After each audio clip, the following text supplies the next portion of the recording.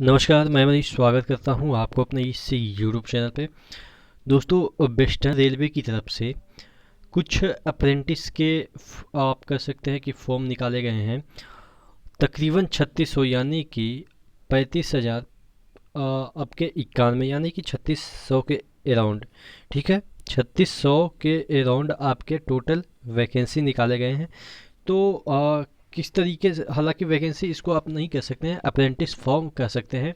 देखिए, मैं एक सबसे पहले ओवरव्यू समझा दूं कि इसको कौन भर सकता है और इससे क्या फ़ायदा होंगे, तमाम जो चीज़ें, उसके बाद हम नोटिस पे आएंगे। क्योंकि आपको भी पता है कि इतना नोटिस आते रहता है या इतना रेलवे के बारे में चीज़ें मैंने बताई है जिससे कि मुझे सभी चीज़ें याद हो गई है।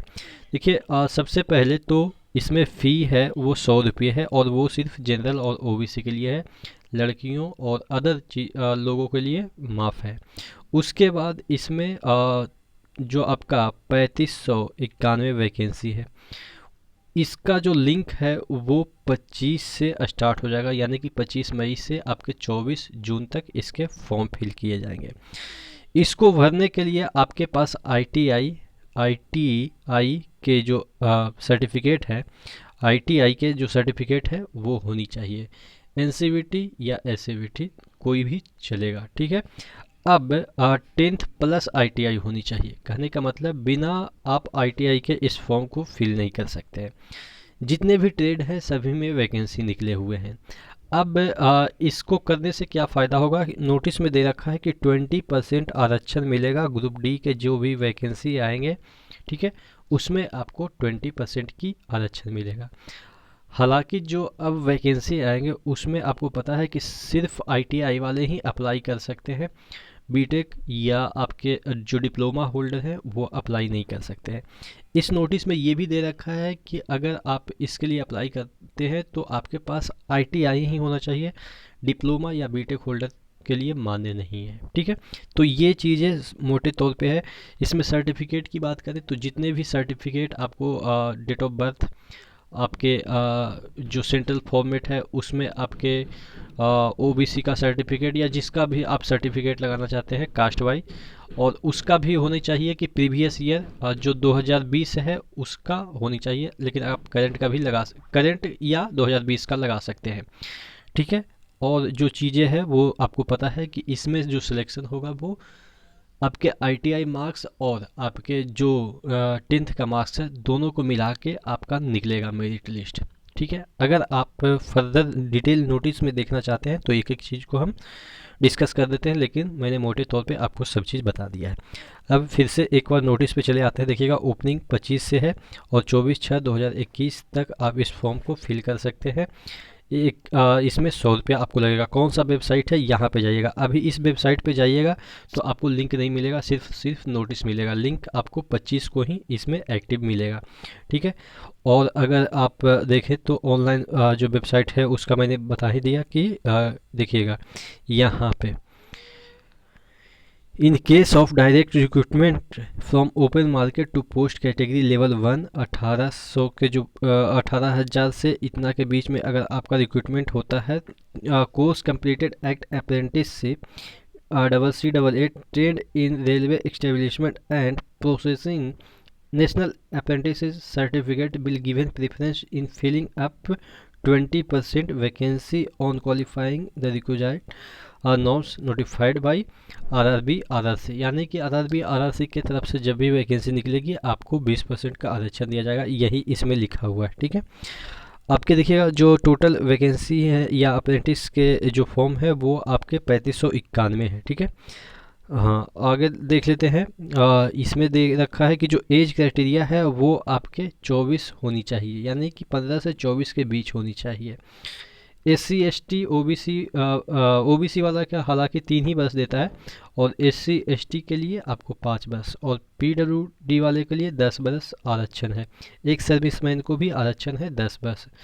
ठीक है, और अगर हम बात करें कम्युनिटी वाइज, अगर आपका जो एज है वो इतना होनी चाहिए। अगर आप कम्युनिटी में अपना चेक कर लीजिएगा कि आप कौन से कम्युनिटी में आते हैं, उसमें आपको इतना से इतना के बीच होनी चाहिए। ठीक है, डेट ऑफ बर्थ इसी में लाई करना चाहिए। देखिएगा यहाँ पे जितने भी ट्रेड हैं यहाँ पे देखिएगा जो एजुकेशनल क्वालिफिकेशन है वो टेंथ, जो कि ट्वेल्थ लेवल का जो सिस्टम होता है ना उसमें आपको टेंथ, यहाँ पे ट्वेल्थ नहीं चाहिए, ट्वेल्थ लेवल का सिस्टम बोल रहा है, उसमें आपको टेंथ चाहिए। और अगर आपके पास आईटीआई सर्टिफिकेट है कोई भी तो चलेगा, ठीक है, एनसीवीटी या एससीवीटी से कोई भी चलेगा। ये सब आपके जितने भी आपके ट्रेड हैं वो दे रखा है कि इसमें इसमें वैकेंसी निकले हुए हैं। यहाँ पे जो है वो एप्लीकेंट का रिजल्ट है वो आपके जो ये टेंथ का और आईटीआई के जो नंबर है उसी के आधार पे आपको मिलेगा।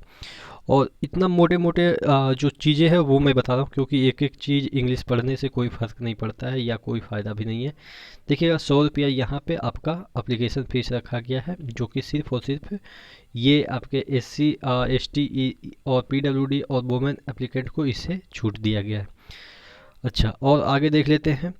देखिएगा ये डिसेबिलिटी के बारे में दे रखा है कि किस में क्या होनी चाहिए। आगे देख लेते हैं और क्या क्या दे रखा है। देखिएगा मार्क्स जो कैलकुलेशन है वो कैसे किया जाएगा।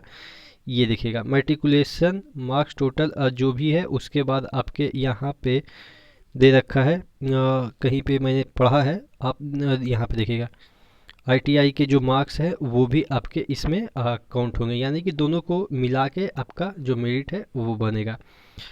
आगे देख लेते हैं। ट्रेनिंग पीरियड 1 साल का होगा और इसमें आपको स्टिपेंड भी मिलेगा, यानी कि खर्चा के तौर पे आपके तकरीबन 10,000 के अराउंड में आपको पैसा भी मिलेगा। ठीक है, आगे देख लेते हैं। ये आपके देखते हैं आगे क्या दे रखा है। हाँ, यहाँ पे देखिएगा डॉक्यूमेंट्स क्या क्या अपलोड करने हैं वो देख लेते हैं। आपके जो टेंथ है उसके बाद डेट ऑफ बर्थ के लिए स्कूल लिविंग सर्टिफिकेट, जिसमें कि आपका डेट ऑफ बर्थ है, या सर्टिफिकेट भी आप लगा सकते हैं, कोई भी चीज़ लगा सकते हैं। आईटीआई का मार्कशीट लगा सकते हैं, जितने भी आपके सेमेस्टर हुए सभी का मार्कशीट। एक ही जो लास्ट का होता है मार्कशीट जो फाइनल, उसमें सभी सेमेस्टर का रहता है तो वो लगा दीजिएगा। और उसके बाद आपके प्रोविजनल सर्टिफिकेट भी चल सकते हैं, ठीक है। अगर आपका सर्टिफिकेट इशू नहीं हुआ है तो प्रोविजनल भी आप एनसीवीटी या एससीवीटी के सर्टिफिकेट लगा सकते हैं। उसके बाद आप कास्ट सर्टिफिकेट लगाएंगे जो कि जिस फॉर्मेट में है वो लगा दीजिएगा। अगर नहीं भी है तो आप अपना जो स्टेट का है वो लगा दीजिएगा, चल जाएगा। लेकिन आपके पास अभी समय है तो आप उसको बनवा लीजिएगा जो फॉर्मेट नीचे दे रखा है BCD में जो फॉर्मेट दे रखा है, यानी कि सेंट्रल लेवल का जो फॉर्मेट होता है उसमें आप लगवाइएगा, ठीक है। यहाँ पे जितने भी चीज़ें हैं वो आप देख लीजिएगा कि कितना फ़ोटो का साइज़ होना चाहिए JPG में, और ये आपका जो भी चीज़ें हैं आप देख लीजिएगा कि कितना कितना साइज़ होना चाहिए, कितना कितना KB का होनी चाहिए, ठीक है। उसके बाद यहाँ पे ये देखिएगा certificate in language other than English Hindi should be complied by attested copy of translation in English Hindi। ठीक है, जो सर्टिफिकेट अगर आपको मिला है वो इंग्लिश हिंदी में नहीं है तो आप उसको ट्रांसलेट करवा के उसके साथ अटैच कीजिएगा, ठीक है। और मतलब उसी सर्टिफिकेट को, हालांकि मुझे नहीं लग रहा है कि इंग्लिश और हिंदी के अलावा कोई अदर लैंग्वेज में बनता होगा तो आप उसको ट्रांसलेट करवा के लगाइएगा, ठीक है। उसके बाद यहाँ पे देख लेते हैं इनवैलिड किस तरीके से इनवैलिड हो जाएगा, और आगे तो कोई ऐसा कुछ इसमें दिया नहीं है।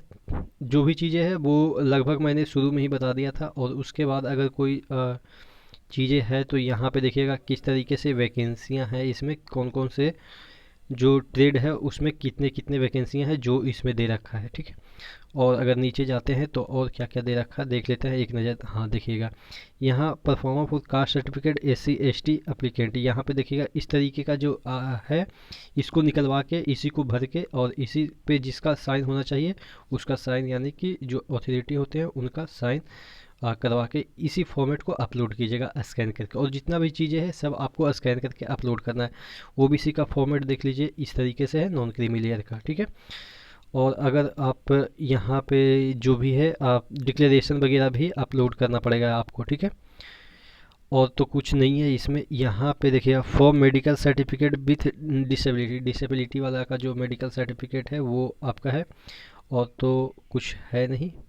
यहाँ पे देखिएगा name address authority issue certificate, income ये जो EWS है उनके लिए ये वाला सर्टिफिकेट है, ठीक है। तो डिटेल जो चीज़ें हैं वो आपका यहाँ पे medical certificate, assistant fitness apprentice, ये जो मेडिकल सर्टिफिकेट है वो आपको उस समय प्रोवाइड करना पड़ता है जब आपके काउंसलिंग वहाँ पे होते हैं, तब आपको प्रोवाइड करना पड़ता है। तो इस फॉर्मेट में आपको प्रोवाइड करना है।